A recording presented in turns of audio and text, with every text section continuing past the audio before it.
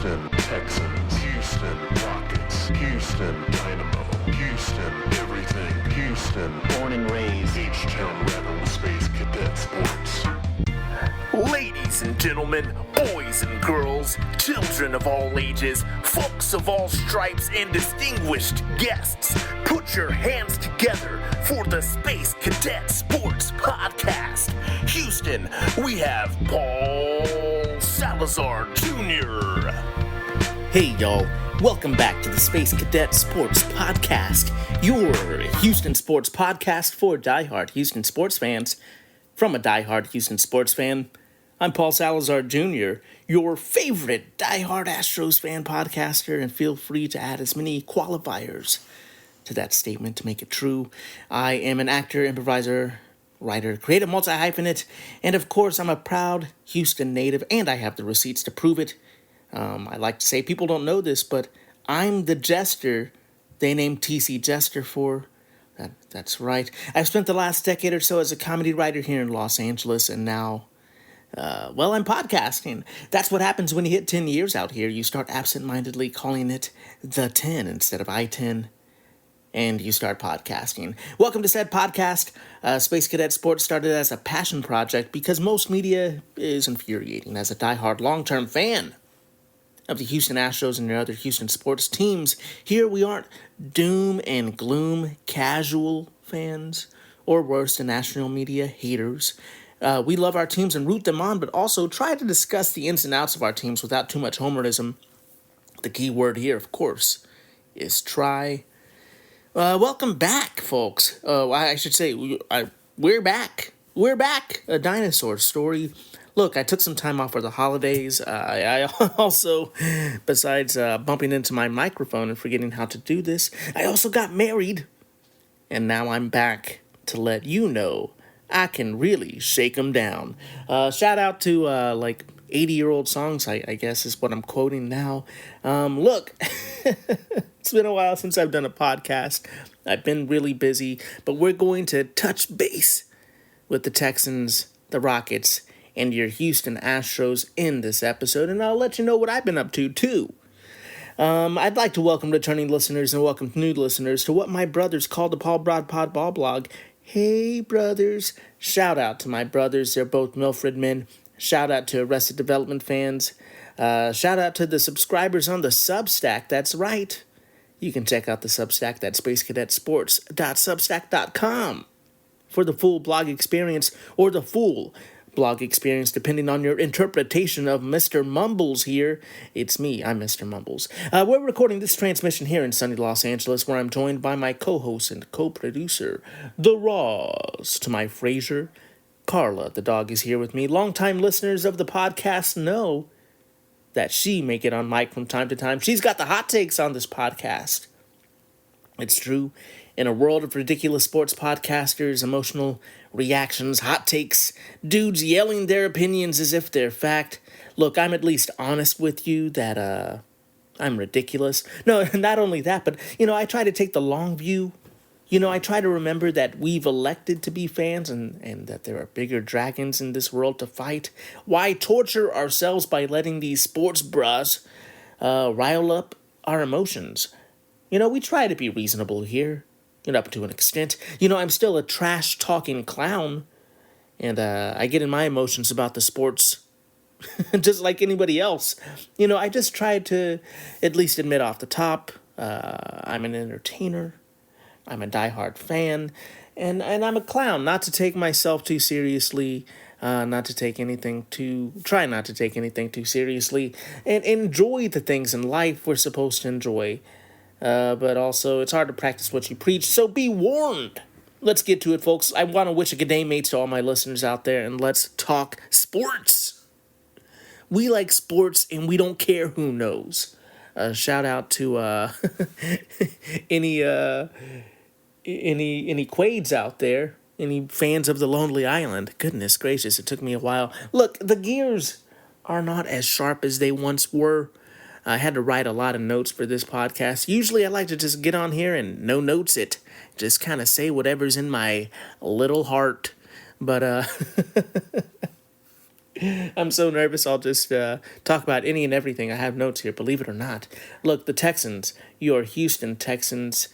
We last checked in where we were wanting to continue on winning so that we could potentially win the division. Your Houston Texans did not win their division. However, the Texans did win enough to get to the wild card, folks. I mean, look, they might not have won the division like a lot of us wanted them to, but they ended the year on a huge streak of games. They are now on a 10-game winning streak. Not only that, the Houston Texans social media has been on fire. They just beat the Steelers in their first road playoff win, 30-6. So look, yeah, what was it scripted out? Me over here trying to write screenplays. Is it the story that we wanted? Not exactly. But the Texans have played incredible. Their defense has been incredible. Their offense has given us hope. We'll get to the Steelers game in just a second here. Goodness, yeah. It was a tough watch. Shout out to Brian Nichols. Look, I went to a friend's house to watch the game, and I'm glad I was with a friend. I'm glad that I wasn't alone trying to maintain my rage. Keep my, look, I'm newly-wed. That's what you say. I'm so new to this, I don't even know the terminology. I'm newly-wed? ? He says. Yes, I am. That's the term. I am a newlywed. I'm trying to, enjoy this honeymoon glow that everybody's told me I have. That's what everybody says when they see me. They walk right up to me and they're like, "Are you on your honeymoon? Because you have a glow." And it's sweet, honestly. It's strange that everybody does it but you accept things in life. You radically accept the weird sometimes. That's what people do. Look, I'm not making up stories. Why would an improviser do that? That's ridiculous. Why would a podcaster just say anything and expect nobody to check back up on it? Look, folks, everyone's telling me I have a glow. So I'm trying not to get angry. I'm trying not to get in my feels. But that game, that one was a tough one for me. But let's focus on the positives. While they didn't win the division, they ended on a huge winning streak. They ended up beating the Colts in the last game of the season as a cherry on top, even though the B team was in, if you will. I mean, I will. I say that. Look, I've never been on the A team in my life. Let's be honest. I'm not trying to throw shade at any professional athletes by saying it's the B team. That's just me trying to put some terms on it. Look, you know what I'm saying? I'm not trying to throw shade. Look, I'm not that shady, okay? At least not towards the Texans, all right? I want to be doing it to my guys, my boys, my dogs. Is it okay to... I say so meekly. Is it okay to call you my dogs? But look, even though they put in the alternates, even though D'Amico Ryans, of course, took the long route by thinking of safety, getting players to the playoffs, they still beat the Colts. They were able to finish strong, and they had their first non-Saturday playoff game in the history of the Houston Texans, and played on Monday night against Mike Tomlin, against the ghost of Aaron Rodgers, and beat them both. And look, obviously there's going to be some salty Jags fans. There's going to be some salty fans out there that are saying that was the easiest matchup. And maybe there is truth to that, if you will, on paper. Perhaps the easiest matchup, but they still had to go out there and beat those vets. They had to still go out there and beat some guys that know how to win games in those situations. And I'm proud of that team for doing it. I'm proud of that defense. And yes, I am even proud of C.J. Stroud. Let's get to it. C.J. Stroud had one of the worst games I've ever seen. It was rough. It was not fun to watch. He deserves all of the C.J. Stroud, Edward Butterfingers memes and all the things that are going to come out. That's just how it goes. It was a tough game. He played like that in the spotlight. He knows this. He doesn't need me telling him this. He knows. He's going to have to wear that for a little bit and beat those allegations. But I've been watching CJ Stroud for a couple of years. I'm not a casual fan. I'm not new to this. I'm sure you aren't either. So, I'm not just I don't throw the baby out with the bathwater. Look, I'm about to be a father, okay? I've learned this. If the bathwater is dirty, I'm not supposed to just throw the baby out. It's just changed the bathwater. Like in this case, what needs to get thrown out is just some careless decision making. It seems like, I'm not trying to be a body language expert. I'm not trying to speculate on things, but here I go. Oops, here I go speculating again. It is part of my job here as a podcaster is to be at least semi-interesting and do some kind of speculating. But I do think that it seemed like from my spot on the couch that CJ Stroud was pushing a little bit, was trying to make the play happen, perhaps when it's time to throw it away or tuck the ball, and I get it. These are the big moments, you want that kind of competitiveness in your player. I'm not saying this as in like, well, if it was me, I would have done it differently. I'm just saying that's what it looked like. It looked like there was just a little bit too much mustard on that sandwich, and that's why the ball was slipping everywhere. And I guess to me, while it was very frustrating, it's not that big of a deal because I do know that he is a better player than this.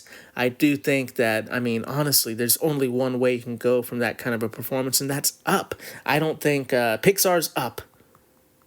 I really do think that in my heart of hearts that he still had a sneakily good game manager game, and he's proven he's good. So I'm not going to freak out on the CJ Stroud performance and call for David Mills or call for the Stroud experiment to end. Some of y'all sound crazy out there. So I'm going to tell y'all to calmate, hit you with the patented calmate, and let you know we'll be back on the other side of the break to talk some Texans, to talk some Rockets. We'll be right back after a little musical bumper. H-Town Rebel Space Cadet Sports. And we're back. Welcome back to the Space Cadet Sports Podcast. I'm your irreverent host, Paul Salazar Jr., and we're talking about CJ Stroud. I told you to go touch grass. I told you to go drink some water, to calm down about CJ Stroud. I told you to calmate. And for those of you who are new to the podcast and you're like, what does it mean when he says calmate? That means I'll translate those for those of you who might not understand. I'm saying calm down, my clown. Look, I do think that you can't argue that was a good game for CJ Stroud in any kind of way. Like I said, statistically, maybe at the end of the day, you could call it a good game manager game because he won the game, right? But, it was a nasty game to watch. It was a very nasty game to watch. I really thought there was multiple times there that I was worried that there might be a moment towards the end where it's like, are they going to pull him? Because it wasn't 30-6 the whole game. Going into that late into the game, it was still 6-7, 6-7. Hey, look at me, I'm young. But I was really worried that there might be a moment where it's like, okay, well, if he fumbles again, what do we do? Luckily, it never got there, but this is like it might be neuralizer type game for CJ Stroud. He's just going to have to forget it ever happened and just go back out there and compete like he's done in the past. And that's why I guess I'm not worried. I've seen him do it before. If this was a guy with less of a track record, I'd be like, yeah, maybe we get him out of there. But look, yeah, I'm also not doing a long-term scouting thing too. I'm not trying to say CJ Stroud is forever going to be the quarterback for the Houston Texans either. Look, this has been a tough season for him.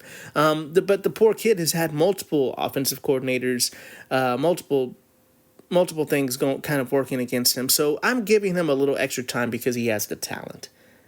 End of story. Also, we're looking at Christian Kirk here. Christian Kirk is alive. His name is Christian Stephen A. Smith. He had a great game against the Steelers, and with Nico Collins potentially being out, we should just consider Nico Collins out on concussion protocol, being taken out of the game with a concussion against the Steelers. The Texans are going into the game against the Patriots on Sunday on short rest. I don't see how Collins is not going to be in concussion protocol. So it's great to see Christian Kirk have that great of a game because we're going to need him to step up against the Patriots. There was even a little bit of talk that, Nico Collins isn't going to be there for the Texans, but Gonzalez, I believe, Christian Gonzalez. Oh my goodness! Now that I made fun of Stephen A. Smith, now I'm like, is that even the guy's name? Now I'm like, I'm gonna get a name wrong. I always get names wrong. I do apologize. I never try to be disrespectful, but with their star cornerback, out on concussion protocol, maybe it was a wash.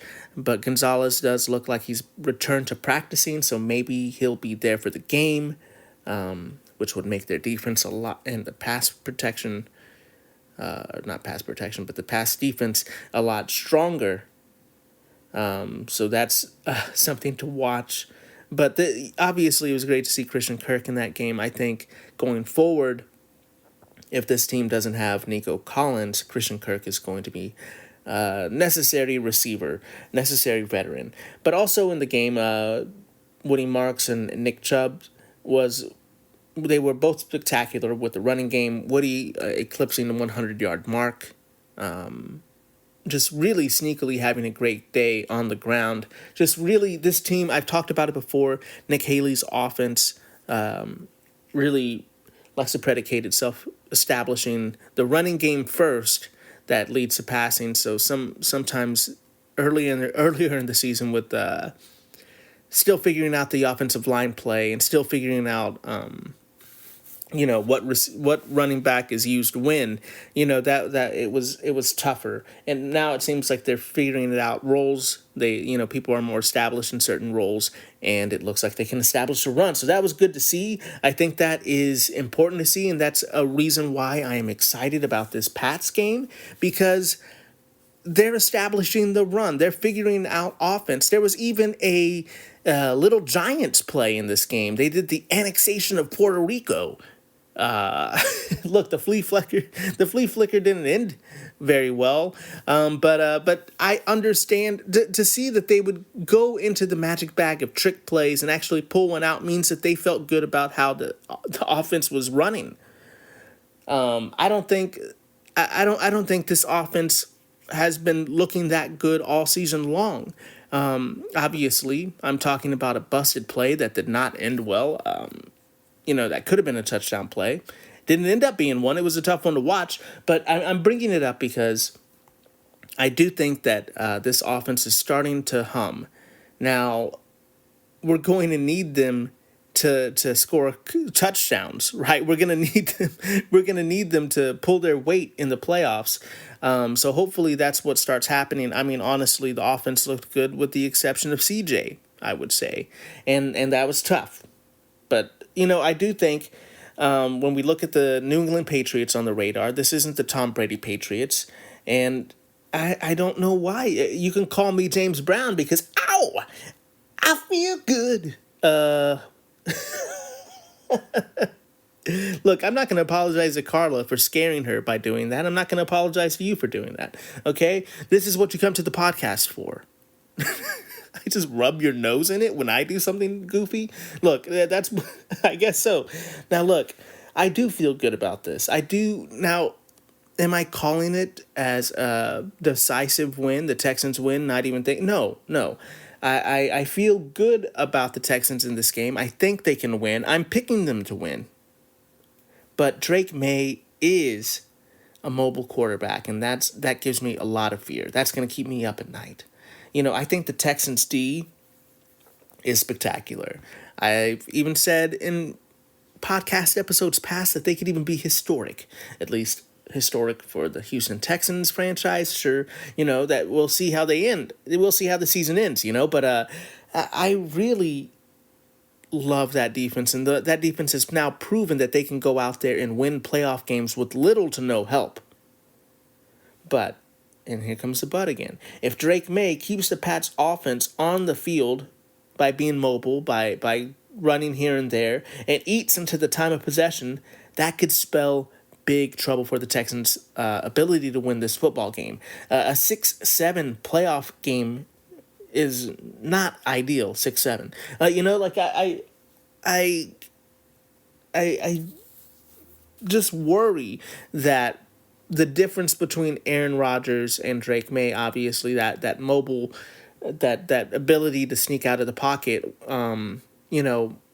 it could be tough. However, the Texans did great in tackling against the Steelers. Like the Steelers, while Aaron Rodgers isn't a mobile quarterback whatsoever, he does like a quick release, and the Steelers love a lot of yak yards, yards after catch. So, the Texans were able to play great defense and swarm to the ball, that swarm mentality, and get to the football and tackle before there's a huge gain. So if the Texans are able to swarm and tackle, that could nullify that mobility that Drake May has. And I'm sure the Texans defense is aware of this. I'm sure they don't need some podcaster on Substack to tell them, but that is my fear. And CJ really needs a bounce back game to silence the haters. He needs no turnovers just one turnover. He needs minimal turnovers.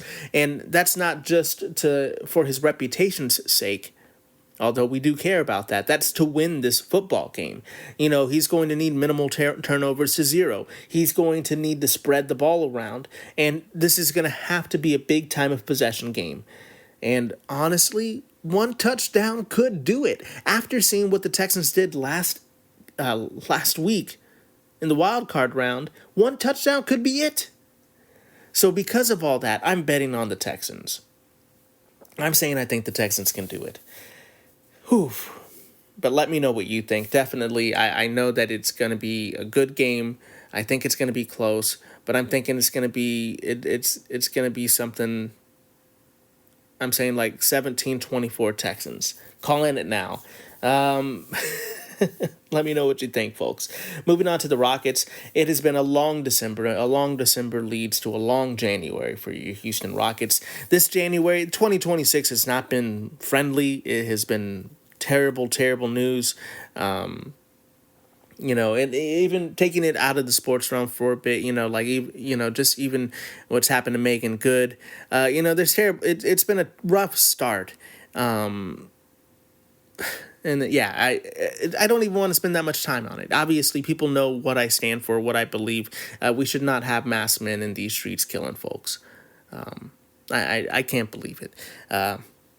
It really, I can't even get into it because it makes me too sad. It makes me too angry. But I really think that my heart goes out to that family. And of course, all families that have been affected by this type of violence. And, I really hope and pray that this country is figuring out a way to to combat that and get that out of our streets. Moving on to the Rockets.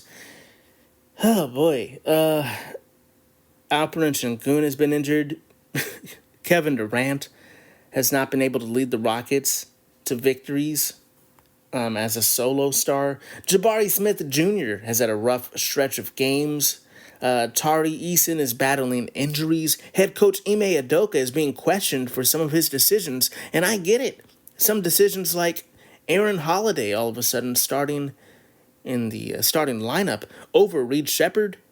The Rockets are in growing pains mode. Show me that smile, my friend. Okay, show me that smile. Okay, of course I had to do the echo. I'm sorry. Look, can a man be so serious and so silly in the span of 5 minutes? Yes, he can.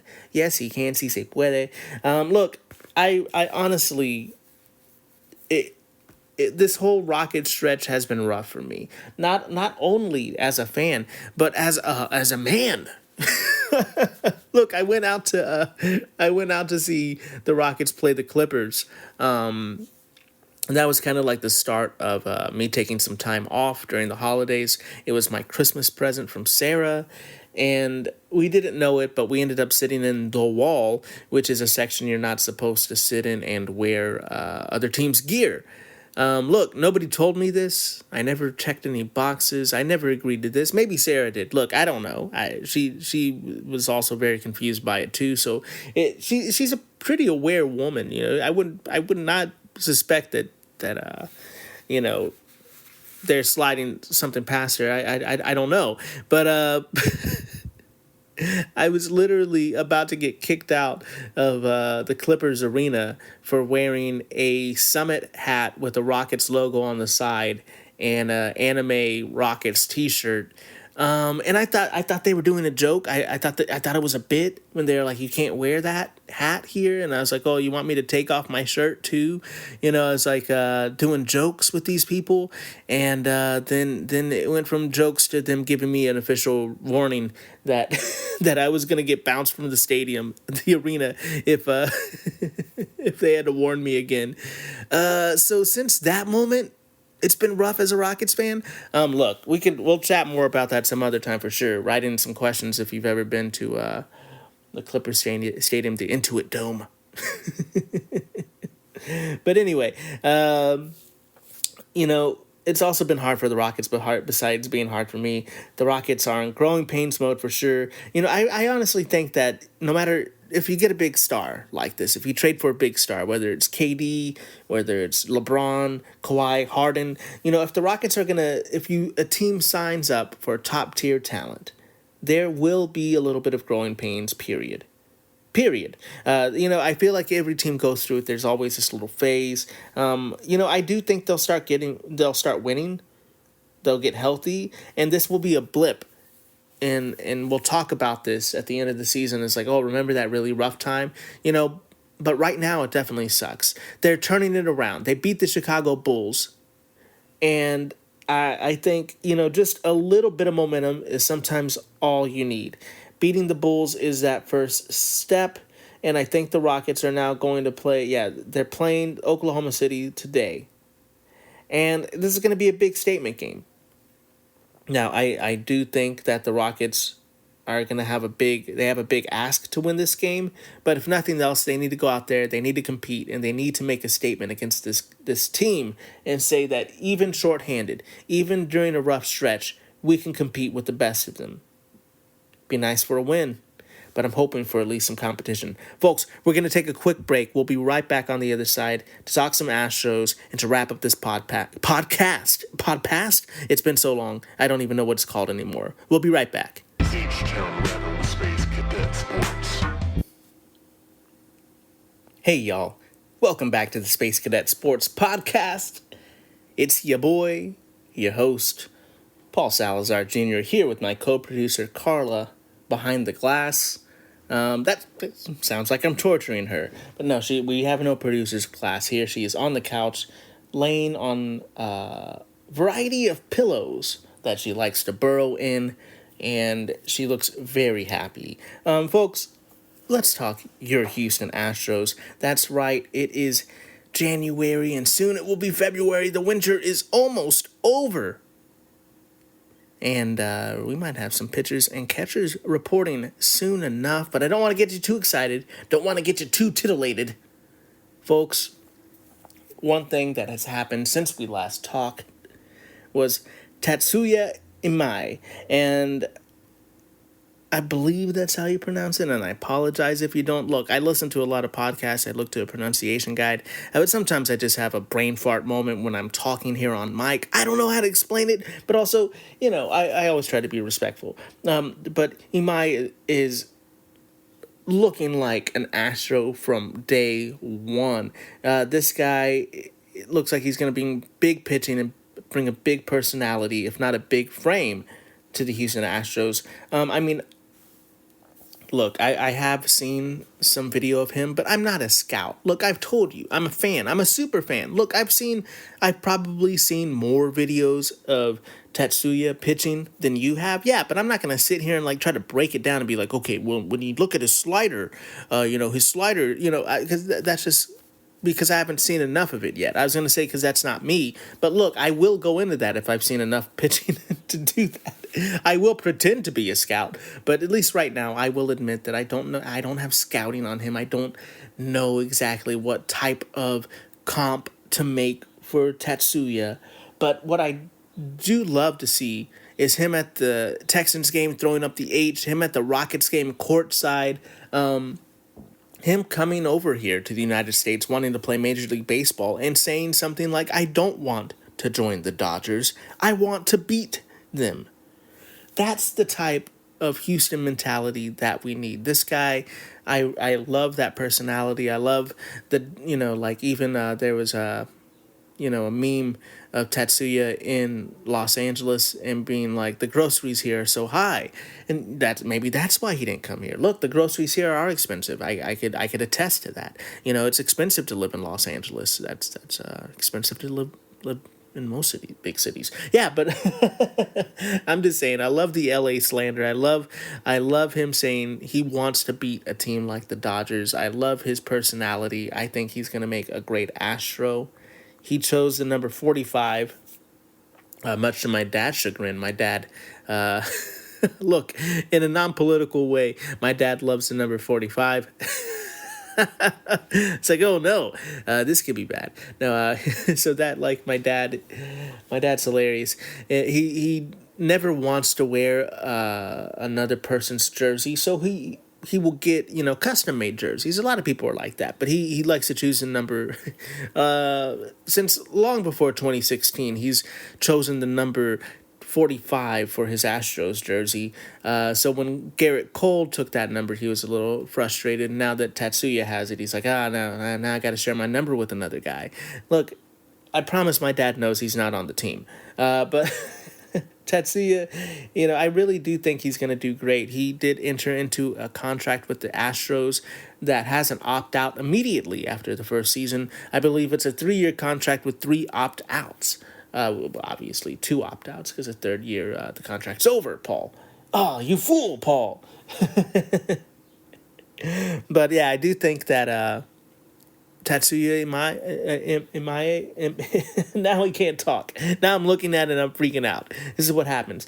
Tatsuya Imai, I think that he is going to do wonderfully and he's going to pitch well enough that he's going to play for a big contract next year. But I do think this is another telling thing for the Astros. We also signed Nate Pearson. We got Mike Burrows. We've been focusing on getting arms this offseason over getting players, getting batters, I should say. And, I do think that that's because the writing's now on the wall. We are going with a 6-man rotation with a Japanese pitcher. In Japan, they do 5 days rest instead of 4 days rest, so there's a 6-man rotation. I believe the Astros have been talking about 6-man rotation because they start the season off with like a stretch of 24 or 27 games in a pretty quick span. I'm guessing on that number. I'm just spitballing here, so don't take me on my word. I should have looked at it before mentioning it. But they start off with a bunch of games in a row in a very short time. Not a lot of time off, not a lot of rest. So we're looking at a 6-man rotation. We're looking at maybe Hunter Brown, Christian Javier, Tatsuya, Mike Burrows, a new addition to the Houston Astros, and Lance McCullers Jr. potentially, and Spencer Arrighetti potentially. This is more of a Japanese-style rotation for sure. It's something that the Astros have done during multiple stretches in the last couple of seasons as well. It's something the Dodgers do. I think this is something that's just going to help acclimate Tatsuya to the team and can potentially showcase to other Japanese pitchers that, hey, we can work with you. We can do a 6-man rotation here in Houston. Don't be shy to sign up to be a Houston Astro. That being said, I did mention, I slipped up and I said somehow that we're not getting players. Of course, we're getting players, but what I meant is we're not getting hitters. When we're looking at the hitting side of the Houston Astros, what's going on over there during this winter, right now, there's rumors circulating over Paredes, Isaac Paredes, to the Red Sox potentially. the Boston Red Sox lost Alex Bregman. Alex Bregman has gone to Chicago. He's playing for the Chicago Cubs for the next 5 years with a big contract. Shout out to your boy Breggy. Breggy Bombs getting paid out there. But because of this, there's now a hole in where Bregman was with the Red Sox organization, and with the way that Isaac Paredes pulls his hits, the way that he played third base, very sufficiently last season. I understand why the Red Sox are looking at him. It makes sense for the Red Sox, and honestly, it does make sense for the Astros if they can find someone who will help the team out immediately. And that's been Duran. A lot of players are saying that the young outfielder could be the guy that the Astros are targeting in this type of a trade.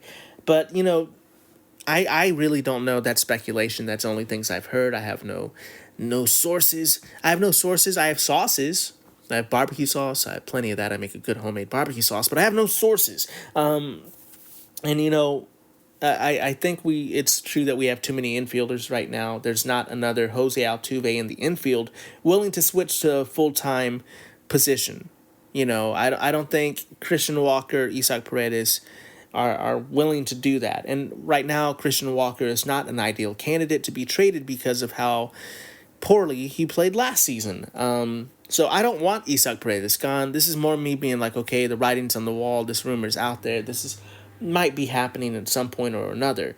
But it's more of a who would we want for Isaac Paredes? And honestly, I don't know if a deal gets done this winter. This is something that I could see could be a mid-season or early season trade for your Houston Astros, because right now they hold all the cards. Like, if they're not getting a player back that can immediately help this team, just wait for the Red Sox to get more desperate. Have multiple infielders, and these guys have all been professional. I'm sure there'd be some frustrations of people not playing daily, but you could figure out a trade mid-season. It's not a situation like Rafael Devers where it's like, you got to trade me now. Hopefully it isn't. I mean, I don't have clarity to say that isn't 100. I'm just saying that hasn't been the narrative. That hasn't been the story. So maybe this is something that happens mid-season or early in the season. Other little notes for the Astros: Caleb Hort was dropped by the Astros and picked up by the New York Yankees. That's going to be sad to see him. And also the Mets offered Kyle Tucker $50 million AAV annual contract, and we'll see where Tucker ends up. Folks, I mentioned it earlier, but personally, I am sorry that I took some time off here. It's just been a big time in my life. Rolling into the holidays, had a real fun holiday, Christmas and New Year's with my family, with my fiance Sarah, and we were able to get married. We went out to the Santa Barbara courthouse and got married, made it official. It was a beautiful day. Carla, the dog, was our flower girl. I honestly, I'm just such a lucky guy. And, I also, for those of you who know, I do have a baby on the way, and that is happening soon. So with that being said, going forward, there might be another week or so in the next month that I might need to take some unexpected time off. And if that happens, if the podcast just all of a sudden fall out for a week or so, just expect some big news in that next big podcast coming up. I still want to talk about Astros in the offseason. I still want to talk about your Texans playoffs. I still want to talk about your Rockets going through this tough stretch. There just may be an unexpected break at some point. And if that happens, I bet you that's going to be a really happy time, a really happy podcast that I come back with. And with that being said, that's going to do it for this transmission, Space Cadets. Thank you so much for listening to this podcast. I can't get it right. It's been so long, I don't even know what they're called anymore, folks. To the Paulcast. Please like, rate, review, subscribe. As they say, share, bop, kick, skip, smash all of those buttons for me. We are a small podcast and only go as far as our listenership takes us. We're supported by listeners like you, so please share us with a Houston fan or Australian in your life and give us a 5-star rating wherever you listen. Reach out on social media, let me know your takes, let me know what you think about your Houston Rockets, if they're going to get through this tough stretch like I called it. I'm saying that they are and having no problems. I still have all the faith. Let me know what you think. You can let me know on social media at Space Cadet Sports. or you can call in. That's speakpipe.com/SpaceCadetSports, or check out the Substack. Once again, that's Substack. That's SpaceCadetSports.substack.com. I don't even remember. Folks, you can subscribe there to support. Tell me what you think. I definitely try to keep 99% of things out from out. There's no paywall there. It's just a way to support me by going to that Substack. So go check that out. If you don't want to subscribe to the Substack as a way of support, I mean, weird, it's free, but you could also get merch if you just have to pay money and you already did the premium Substack and you gotta pay me more money. I guess you're like, I want to support this man getting married and having children. I guess you could do that by getting some merch.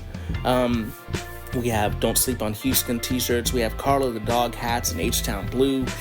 More merch on the way. You can find that at paulsalazarjr.net, because I'm nothing but net. And you can also find me and my other Substack and all my other nonsense, if you're nasty, at Paul Salazar Jr. on all social media platforms and paulsalazarjr.net. Thank you so much for listening. Remember to be the best that you can be. Keep your head up, kid. And as always, vamos Houston.